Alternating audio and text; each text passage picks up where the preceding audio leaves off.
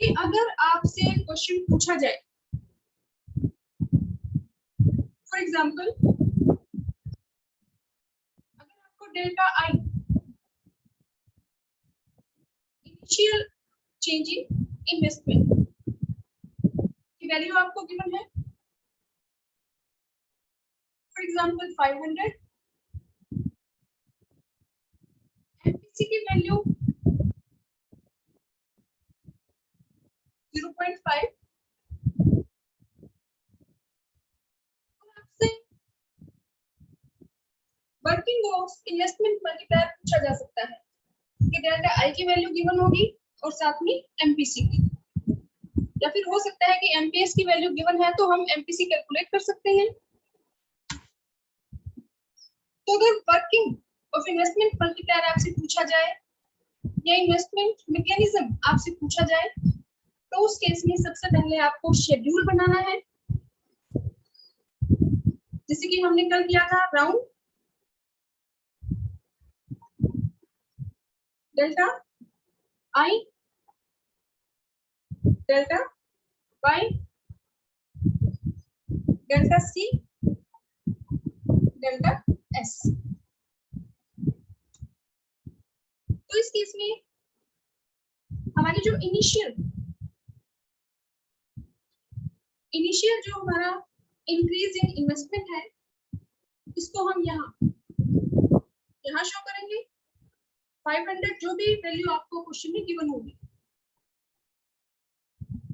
और उसके बेस पे फिर एमपीसी का यूज करके हम अपने इस शेड्यूल को बनाएंगे और इस शेड्यूल को बनाने के बाद फिर हमें जो भी इसके स्टेप्स है, जो राउंड है वो हमें एक्सप्लेन करने हैं। लेकिन सेम यही क्वेश्चन आपसे पूछा जा सकता है, हो सकता है कि आपको डेल्टा आई की जगह पे आपको डेल्टा वाई की वैल्यू गिवन,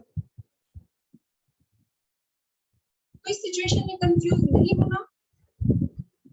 चाहे आपको इनिशियल इंक्रीज इन इन्वेस्टमेंट की वैल्यू गिवन हो या फिर आपको चेंज इन इनकम की वैल्यू गिवन हो, तो अगर आपको डेल्टा आई की वैल्यू गिवन है तो हम यहाँ ये लिख लेंगे। लेकिन अगर जैसे कि इस क्वेश्चन में है चेंज इन वाई की वैल्यू आपको गिवन है 500, तो हमें पता है कि जो फर्स्ट राउंड है उसमें जितनी भी इन्वेस्टमेंट है वो हमारी कन्वर्ट हो जाती है डेल्टा वाई में एज इट इज। तो अगर आपको शुरू में चेंज इन आई की वैल्यू गिवन है तो भी आपका वैसे ही शेड्यूल बनेगा, वही आपको स्टेप्स एक्सप्लेन करने हैं। और अगर आपको डेल्टा आई की जगह पे डेल्टा वाई की वैल्यू गिवन है तो उस केस में भी आपका सेम शेड्यूल बनेगा। सिर्फ उस केस में हमें क्या करना है कि हम ये, क्योंकि हमें पता है कि जो फर्स्ट राउंड उसमें जितना इन्वेस्टमेंट भी चेंज हुआ है वो एज इट इज कन्वर्ट हो जाती है डेल्टा वाई में। तो अगर डेल्टा वाई की वैल्यू गिवन है तो भी हमें ऐसे ही शेड्यूल बनाना है और ऐसे ही इसकी जो वर्किंग है उसको हमें एक्सप्लेन करना है। फॉर एग्जाम्पल अगर डेल्टा वाई की वैल्यू गिवन है तो हम यहाँ पे डेल्टा आई लेंगे, यहाँ पे डेल्टा वाई लेंगे और फिर हम इसको कन्वर्ट कर देंगे, स्प्लिट कर देंगे डेल्टा सी और डेल्टा एस में। इसके ऊपर डिपेंड करेगा एमपीसी के ऊपर।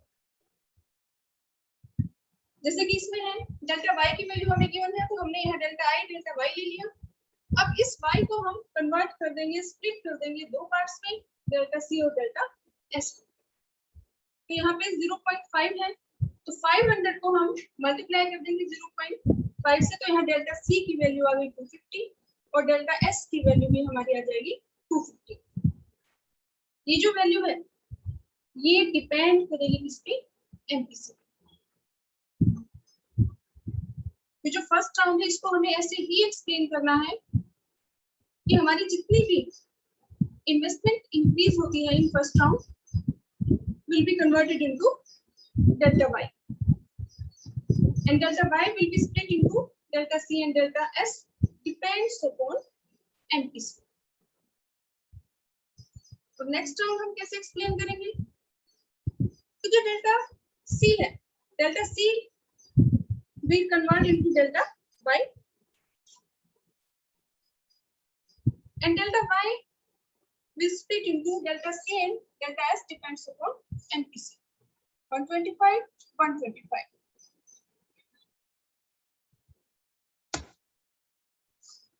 फिर नेक्स्ट जो स्टेप हम एक्सप्लेन करेंगे, डेल्टा सी कन्वर्ट हो जाएगा डेल्टा वाई में और डेल्टा वाई हमारा स्प्लिट हो जाएगा delta C and delta S में डिपेंड्स अपॉन एमपीसी।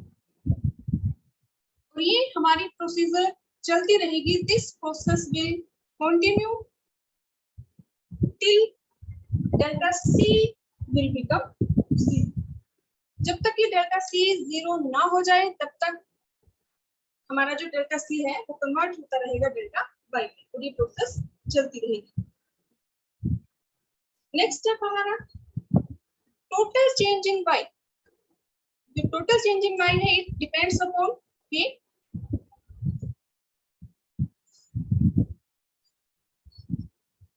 अब डेल्टा आई की वैल्यू हमारे पास है 500। अब डेल्टा वाई में टोटल कितनी जो इनकम है वो इंक्रीज हुई है वो हमारी डिपेंड करेगी के पे, और के की वैल्यू हम फाइंड आउट करेंगे एमपीसी की हेल्प से।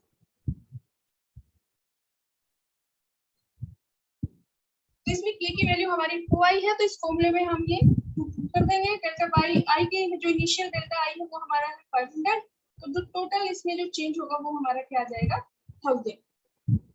और हम इस फॉर्मूले का यूज करके यहाँ पे जो हमारी ये टेबल है इसके हम टोटल को शो कर देंगे। डेल्टा वाई यहाँ 1000, इनिशियल जो आई की वैल्यू है वो है हमारी 500, डेल्टा सी वो डिपेंड करेगा एमपीसी पे कि जो टोटल वैल्यू है 1000 इसको हम एमपीसी से मल्टीप्लाई कर देंगे तो ये हमारा आ गया 500, और डेल्टा एस की वैल्यू है ये भी हमारी आ गई 500।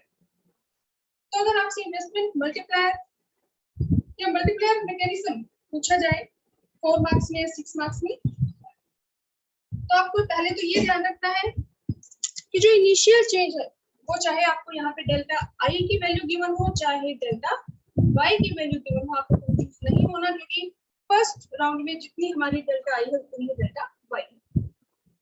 तो सेम हमारा शेड्यूल बनेगा, सेम हमारी एक्सप्लेनेशन होगी। जैसे जैसे आपके जो राउंड्स हैं इनको आप एक्सप्लेन करना है। अब इसमें हमारा जो नेक्स्ट टॉपिक है वो हमारा है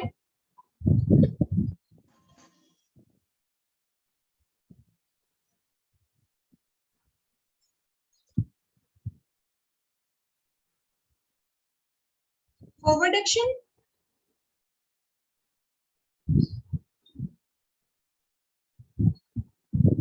बैकवर्ड एक्शन।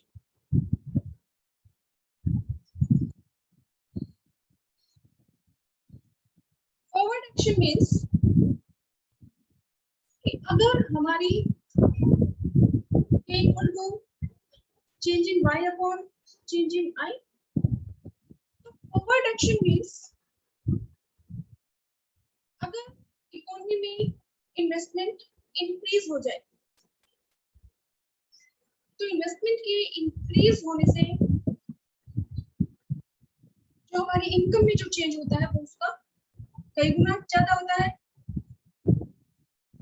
जो इनकम इंक्रीज होती है वो many times more than change in investment. कि जितना चेंज इन्वेस्टमेंट में होता है इनकम में उससे कई गुना ज्यादा चेंज होता है, वो डिपेंड करता है वैल्यू ऑफ के। तो इन्वेस्टमेंट के इंक्रीज होने से हमारा जो एग्रीगेट डिमांड कर्व है वो हमारा अपवर्ड शिफ्ट हो जाता है, और जितना चेंज होता है इन्वेस्टमेंट भी उससे कई गुना ज्यादा चेंज होता है हमारा इनकम। उसको हम क्या बोलते हैं forward action. Backward action, backward action means कि अगर इकोनॉमी से जो इन्वेस्टमेंट है वो अगर विथड्रॉ कर ली जाए कि जो चेंज इन आई है ये अगर हमारा नेगेटिव है तो इस केस में जो डेल्टा वाई है चेंज इन वाई है उस पर भी नेगेटिव इफेक्ट होगा, क्योंकि अगर इन्वेस्टमेंट इंक्रीज होती है तो इनकम उससे कई गुना ज्यादा इंक्रीज होती है, तो इसको हम बोलेंगे फॉरवर्ड एक्शन। और बैकवर्ड कि अगर इकोनॉमी से इन्वेस्टमेंट डिक्रीज हो जाए, जो इन्वेस्टर्स है वो अपने पैसे को विड्रॉ करने शुरू कर दे, तो जो हमारी इन्वेस्टमेंट है वो हमारी डिक्रीज हो जाएगी। तो इन्वेस्टमेंट के डिक्रीज हो जाने से हमारी जो इनकम में जो चेंज होगा वो भी उससे कई गुना ज्यादा कम हो जाएगी, तो उसको हम कहेंगे बैकवर्ड एक्शन। अगर इन्वेस्टमेंट इंक्रीज हो जाए तो इनकम उससे कई गुना ज्यादा इंक्रीज हो जाएगी, फॉरवर्ड एक्शन। और अगर इन्वेस्टमेंट डिक्रीज हो जाए, नेगेटिव है, तो भी इनकम उससे कई गुना ज्यादा कम हो जाएगी, और इसको हम कहेंगे बैकवर्ड एक्शन।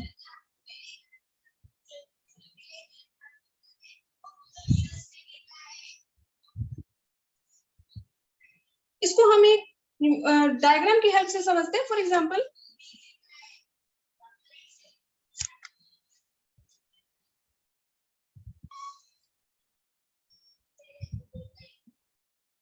ये हमारा एक्स एक्सिस है, ये हमारा वाई एक्सिस है,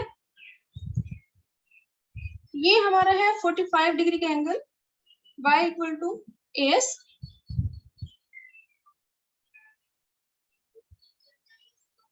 ये हमारी है एग्रीगेट डिमांड। एग्रीगेट डिमांड हमारा कॉम्बिनेशन है C प्लस I।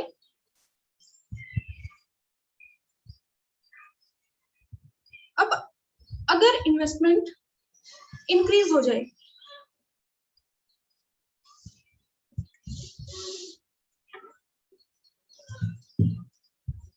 जो एग्रीगेट डिमांड है ये किसके इक्वल है? C plus I, consumption expenditure plus investment expenditure.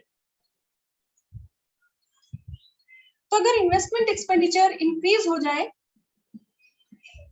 तो उस केस में हमारी जो एग्रीगेट डिमांड है ये भी हमारी इंक्रीज हो जाएगी। यानी कि पहले हमारा जो इक्विलिब्रियम पॉइंट था वो ये वाला पॉइंट था, इक्विलिब्रियम जीडीपी। लेकिन इन्वेस्टमेंट के इंक्रीज हो जाने की वजह से अब जो एग्रीगेट डिमांड कर्व है हमारा, ये हमारा शिफ्ट हो जाएगा अपवर्ड।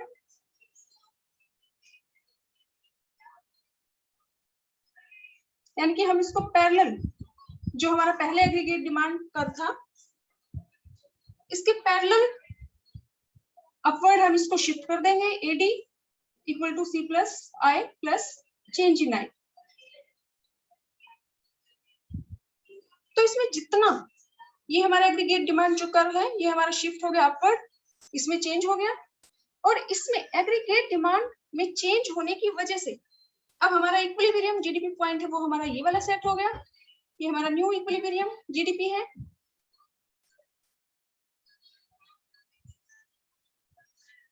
तो अब अगर हम पहले वाले पॉइंट को अगर हम यहाँ एक्स एक्सिस से मिलाएं, तो जब हमारी एग्रीगेट डिमांड कम थी तो उस सिचुएशन में हमारी जो इनकम थी वो हमारी कितनी थी? ON। लेकिन इन्वेस्टमेंट के इंक्रीज हो जाने की वजह से हमारा जो एग्रीगेट डिमांड कर्व है वो यहाँ से शिफ्ट हो गया अपवर्ड, और इसीलिए हमारा जो इक्विलिब्रियम जीडीपी पॉइंट है ये भी हमारा चेंज हो गया। अब इस नए इक्विलिब्रियम पॉइंट जो है अगर हम इसको यहाँ पे एक्स एक्सिस पे मिलाएं, तो अगर आप ध्यान से देखें तो जितना चेंज इन्वेस्टमेंट में हुआ है, क्योंकि एग्रीगेट डिमांड कर्व हमारा शिफ्ट हुआ है चेंज इन इन्वेस्टमेंट की वजह से, तो इनकम में जो चेंज हुआ है वो इन्वेस्टमेंट की बजाय ज्यादा है, मल्टीपल इफेक्ट होगा इनकम के ऊपर। तो इसको हम क्या कहेंगे? Forward action. अगर ऐसे ही इकोनॉमी से जो इन्वेस्टमेंट है ये इंक्रीज होने की बजाय डिक्रीज हो जाए, जो इन्वेस्टर्स है वो अपना पैसा विड्रॉ करना शुरू कर दें, तो उस सिचुएशन में हमारा जो एग्रीगेट डिमांड कर्व है ये हमारा शिफ्ट हो जाएगा यहाँ डाउनवर्ड।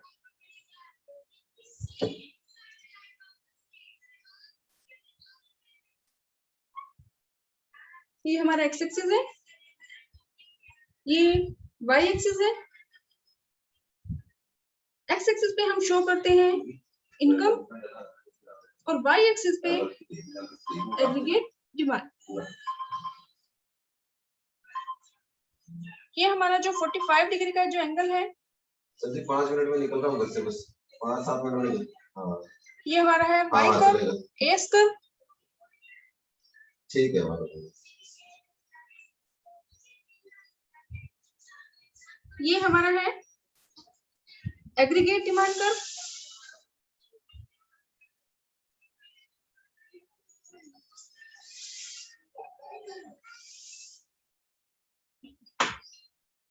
अब जिस पॉइंट पे कट करेगा वो हमारा क्या है, इक्विलिब्रियम जीडीपी पॉइंट।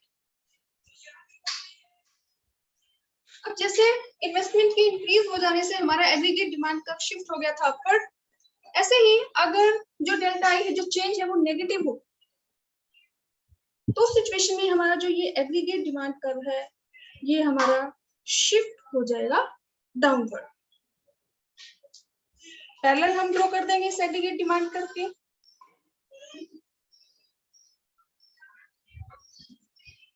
ये एग्रीगेट डिमांड है हमारा सी प्लस आई और ये हमारा है C plus I minus delta I. तो इस सिचुएशन में पहला जो हमारा इक्विलिब्रियम पॉइंट था, अगर हम इस पॉइंट को यहाँ इनकम एक्स एक्सिस से मिलाएं तो पहले हमारी जो इनकम थी वो कितनी थी, ओएम। लेकिन